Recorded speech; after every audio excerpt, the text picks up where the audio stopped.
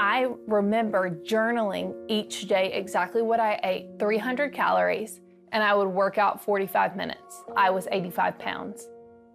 As a child, Caitlin Bryan often felt out of place. Growing up, I was an overweight girl, and on top of all of that, appearance-wise, I had a speech impediment. It was such a target for kids, so I was bullied really extensively all the way through middle school. Caitlin started cutting her calories as a way to have control in her life, but soon it declined into an eating disorder.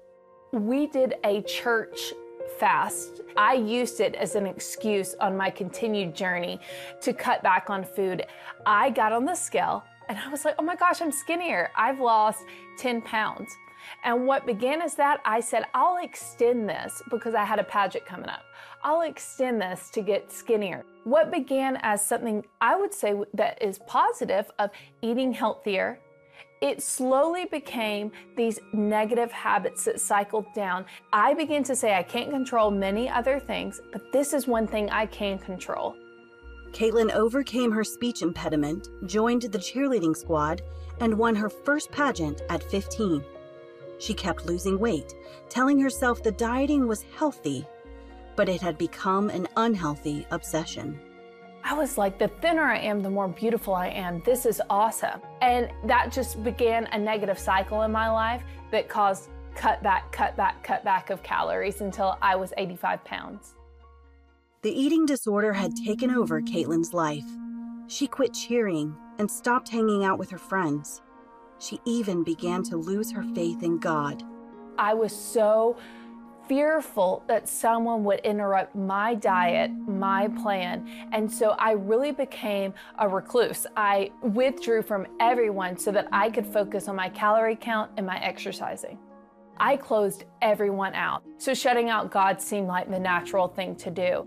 Caitlin's mother worried her obsession had gone too far and took her to a doctor.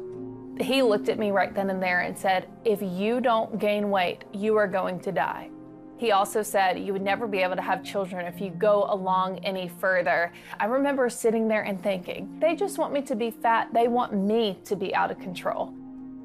Caitlin realized if she wanted to live, she had to surrender her obsession and commit to healing. My meals began to be monitored, and I had to get weighed every single week. But then after month 2, I remember being in church service and just journaling.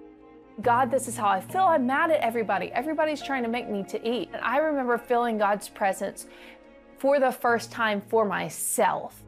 Caitlin began trusting God and going to the Bible to find help. As she stayed diligent in her healing process, her future began to look bright. Galatians 5:1, it talks about how it is for freedom that Christ set us free. And I knew that with an eating disorder and mental illness, it was chains that were holding me back.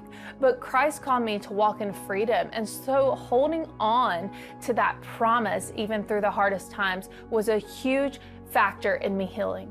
It was learning how to walk with God.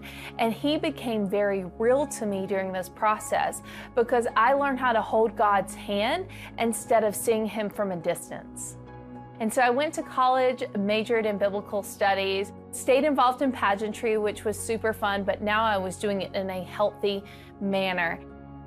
The stress of college life caused Caitlin to fall back into her old habit of extreme calorie counting. When you struggle with something like an eating disorder or a mental illness, you're never too far away. And the enemy is going to try to come in, even in the best places, to bring your past back to you. We had a prayer chapel on our campus, and I remember going in there, and God said, you're better than this. You have already overcome this. Let's move forward. I just snapped out of it.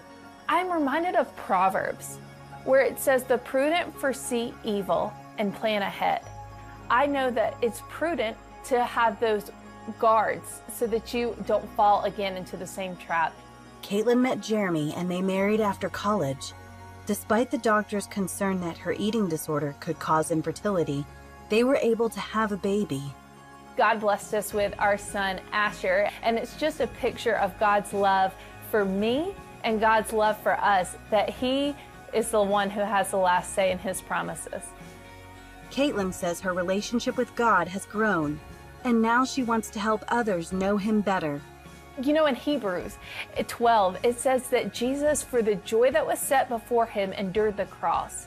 And one thing that was key in my healing journey was getting a vision for my future. I knew I wanted to be on Christian television. I knew I wanted to be a speaker and an author. But guess what? I had to be alive to do that.